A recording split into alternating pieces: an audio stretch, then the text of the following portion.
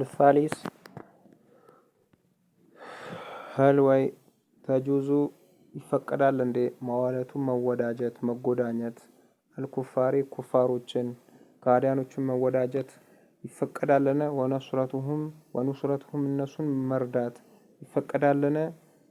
ጀዋብ መልስ ላ ተጁዙ አትፈቀድም መዋለቱን እነሱን መወዳጀት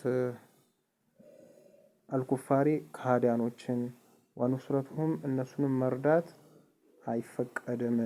ቃል ተዓላ ለዚህም ላቃል አላህ ሱብሓነሁ ወተዓላ ቃል ነው። ወመን የተወለውሁም እነሱን የተወዳጀ የሆነ አካል የተጎዳኘ የሆነ አካል ሚንኩም ከናንተ ካማኞቹ ውስጥ ከሃዲያኖችን የተወዳጀ የሆነ አካል ፈኢነሁ ይህ አማኙ ሰውዬ ከነሱ የተወዳጀው ሚንሁም ከሃዲያኖች ነው። ወቃለ ሰለላሁ ዐለይሂ ወሰለም መልእክተኛው ሰለላሁ ዐለይሂ ወሰለም አሉ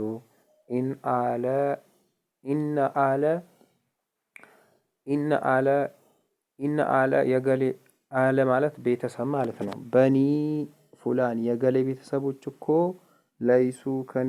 ለይሱ አይደሉም ቢአውሊያኢ የኔ ወዳጆች እኮ አይደሉም ይላሉ። ሰሂሁ ረዋሁ አሕመድ ኢማሙ አሕመድ ዘግበውታል። ሲጨመቅ መዋለቱል ኩፋር ከሃዲያኖችን ምሳሌ እንደ ኢትዮጵያ እንውሰድና አንድ ክርስቲያን አለ ጎረቤታችን ያን ክርስቲያን ጎረቤታችን እንዴት ነው የምናስተናግደው? መዋለቱን መወዳጀት ሲባል እንዴትስ ነው የሚባለው ነገር በአራት ነጥብ እንትን ማለት ይሄ እዚህን ጨምቀን ማለት ነው። የሻህዬው መልስ ምሳሌ በጦርነት ወቅት ሊሆን ይችላል። ከሃዲያኖች ሙስሊሞችን ከሃዲያኖች ጋር አብሮ መጎደን ሙስሊሞችን ማጥቃት ሊሆን ይችላል። ሙስሊሞች እያሉ ከሃዲያኖችን ወዳጅ አድርጉ ማለት ይችላል። ይሄንን ነው ሻህዬው በሻህዬው ኮንቴክስት ማለት ነው። ግን ትክክለኛ አላህ ቁርአንም ላይ እንዳወራው በመልካም ነገር ከሆነ ምሳሌ ሰውየው ጎረቤታችን ክርስቲያን ሆኖ ከሃዲ ሆኖ የተለያዩ አይነት መጠቃቀሚያ እቃ ቸግሮት ሊሆን ይችላል እንሰጠዋለን። ለቅሶ ሰርግ ሊሆን ይችላል እንካፈላለን። ግን በአምልኮ ጉዳይ ሆኖ ምን አንለውም አንወዳጀውም። ምሳሌ ገና ሆኖ እና ቤቴ ድረስ ገናን አብረን እናክብር መስቀል አብረን እናክብር ቢል ምን አንለውም አናከብርለትም እንነግረዋለን። በቀጥታ ይሄ ከኢስላም የተጋጨ ነገር ነው። ስለሆነ እኔ ለኩም ዲኑኩም ወሊየ ዲን እኔም ሃይማኖት አለኝ እናንተም ሃይማኖት አላችሁ ልንል ይገባል እንጂ እንደዚህ አይነቱ መዋላ አልተከለከለም። መዋላ የተባለው በአማኞች ላይ አማኞችን ለማጥቃት ከሃዲያኖችን መጎዳኘት ይህ ምንድነው? ከነሱ ጋር አላህ ከነሱ ጋር እንዲሆን ያደርገዋል ማለት ነው እንጂ ይሄ አብሮ መኖሩ ወይም አንድ ሰፈር ሆነን የተለያዩ ለቅሶ ችግር ምናምን አትደራረሱ አትዋዳጁ አይደለም። ግን የልብ ወዳጅ አድርገን አንይዘውም። ያም ሆነ ይሄ የልብ ሚስጥር አድርገን አንይዘውም ከሃዲም የሆነ አካል እንጂ በዱንያ ጉዳይ በመልካም ጉዳይ እንዋዋላለን እናታችንም አባታችንም ቢሆን ማለት ነው። አራተኛው ጥያቄ መን ሁወ አልወልዩ ወልይ ብሎ ማለት ምን ማለት ነው? ማን ነው? ሁወ እሱ አልወልዩ ወልዩ ማን ነው? ወልይ ማን ነው?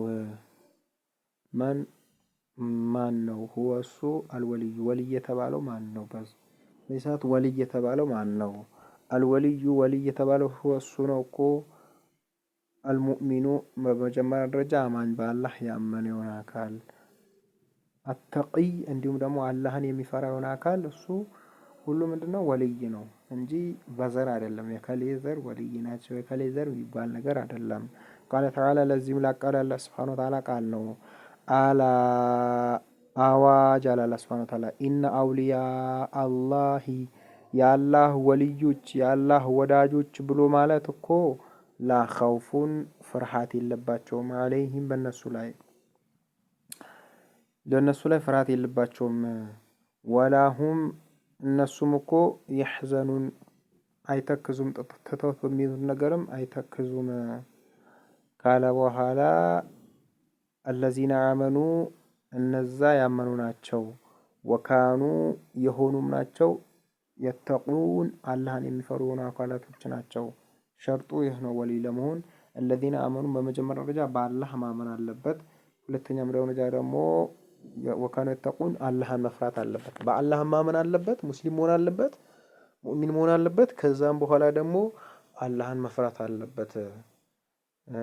ለምሳሌ አማኝ ሙስሊም ሆኖ መጠጥ እየጠጣ ጫት፣ የተለያዩ አደንዛዥ እጽ እየወሰደ ወልይ የለም ማለት ነው። በዚህ የቁርአን አያ ስትራቴጂ ማለት ነው።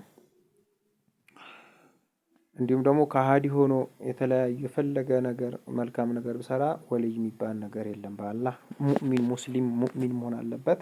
ከዛም አላህን ተቅይ አላህን የሚፈራ መሆን አለበት ወልይ መስፈርቱ እንጂ በዘር አይደለም ወልይ የሚተላለፈው። ወቃለ ሰለላሁ ዐለይሂ ወሰለም መልእክተኛው ሰለላሁ ዐለይሂ ወሰለም አሉ ኢነማ ወልየላህ የአላህ ወዳጅ ብሎ ማለት ኢነማ ብቻ ነው ወልየላህ የአላህ ወዳጅ ብሎ ማለት ወሷሊሑ ደጋጎቹ አልሙእሚኒን አማኞቹ ናቸው። ደጋግ የሆኑ አማኞቹ ናቸው የአላህ ወልይ ብሎ ማለት